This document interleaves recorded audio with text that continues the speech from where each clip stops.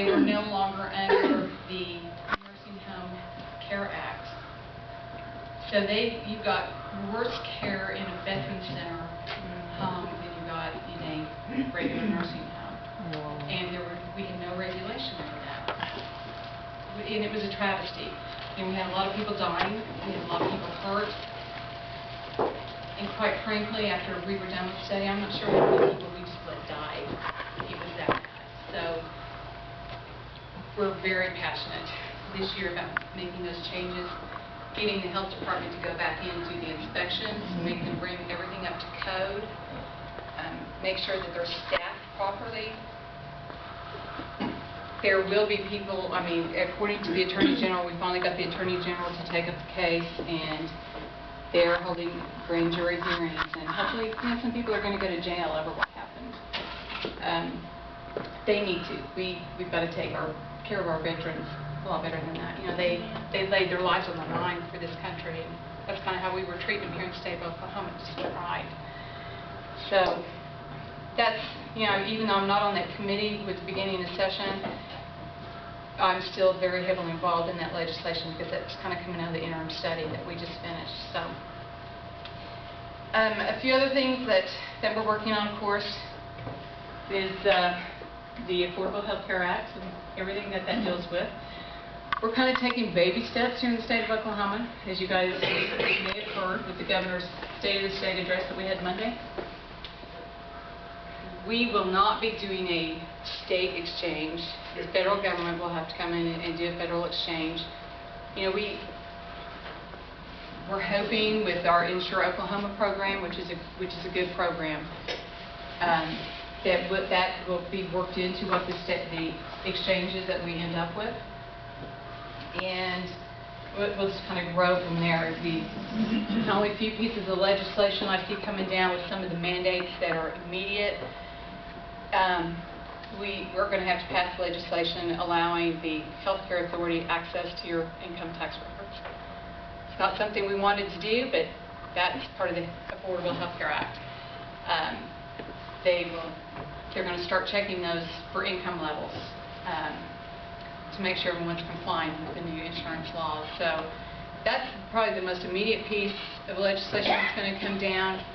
We're still working on, we have a pilot program going. I know everybody's concerned about Medicaid expansion and the fact that the governor has said we are not going to expand Medicaid.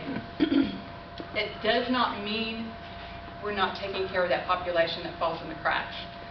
We have our current Medicaid program takes care of up to 168% above the poverty level. So if you make poverty level up to federal poverty level up to 168% of that, then you fall into our current Sooner Care program.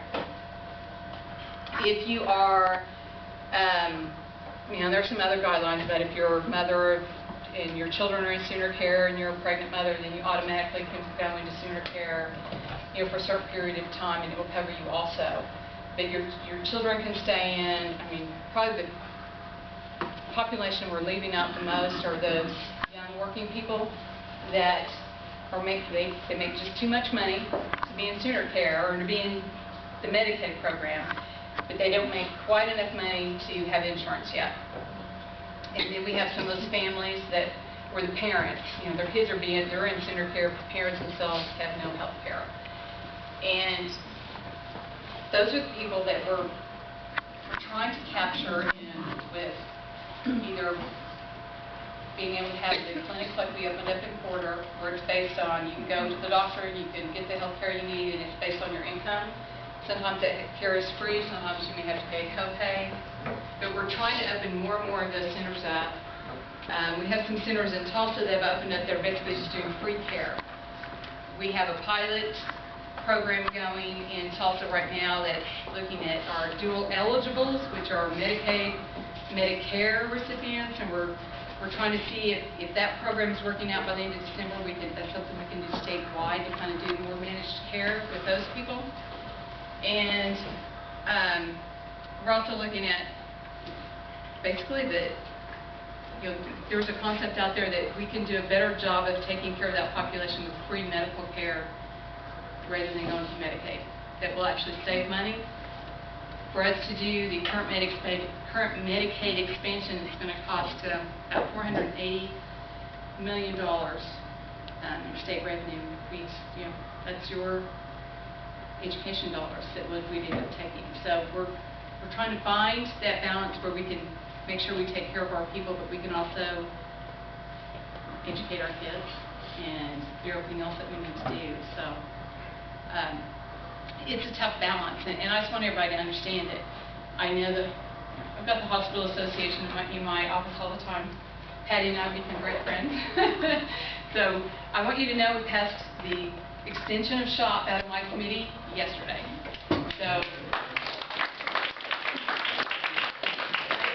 I did do that. I told them, I said, that's one thing I'm going to make sure we get done. So now that's just through my committee. It will have to go through full appropriations, and it'll have to go through the floor, and then go through the House. But that's about $1.7 million. Yes, it is. And that bill extends it until 2019. So I made sure we took care of you on that. The Medicaid expansion part, we'll just keep fighting about that.